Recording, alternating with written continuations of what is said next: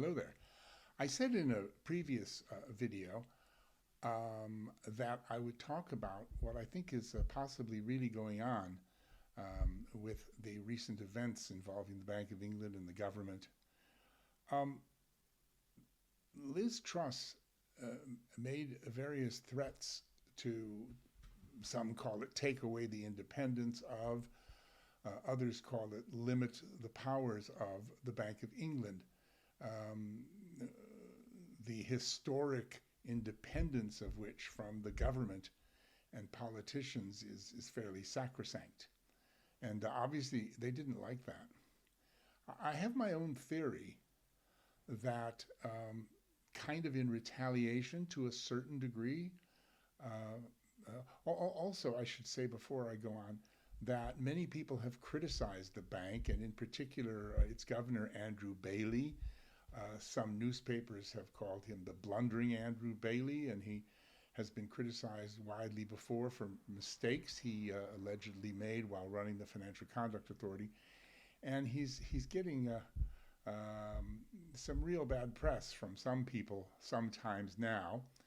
And I just wonder if, Mr. Bailey isn't the clever fox that they don't give him credit for, because he and the bank, well, let's just say the bank, of course, stepped in the other day to rescue, which was a dire situation, which could have caused a major crash of the British economy. It's very complex, very hard to understand for most, but basically what it is that the attacks on the pound meant that, and the resulting inability, perceived inability of the government to carry out sales of its bonds to raise more money could have caused pension funds and people's pensions to be placed in jeopardy.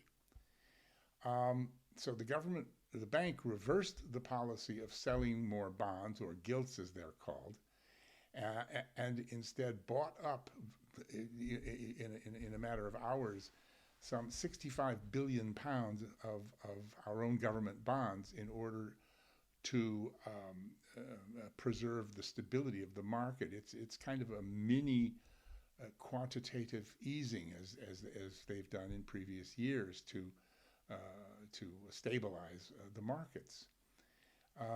And clearly the blame for the necessity of all this was laid at the door of Liz and Kwasi for presenting a mini budget where sterling started to be attacked and the British economy started to be sold off by investors virtually while Kwasi was talking. A really horrific sort of thing. Now, I just ask myself whether there weren't ways in which the problem with the pension funds and the market purchasing gilts or not could have been dealt differently. I mean, what triggered it is regulations, rules, practices that mean pension funds have to start dumping assets if this happens. And those perhaps could have been relaxed. I just wonder if this wasn't the Bank of England's way of saying, don't mess with us, and here's proof that we need to be completely and absolutely independent of you blundering politicians over there in Westminster. Very clever strategy and tactics, if there's any truth to that, but that's just a Gewolb conspiracy, not conspiracy, that's just a Gewolb strategy theory myth. I mean, nobody else has said that to me, and I've seen no evidence of it, but I smell some intelligence at work there, some very clever things, because nobody would like Liz or Kwasi, bursting in aggressively the way they did, ignoring the data and analysis that the OBR had prepared for them, and then causing the huge crash that started to appear. So ponder on that, and if it has any value in your thinking, please let me know.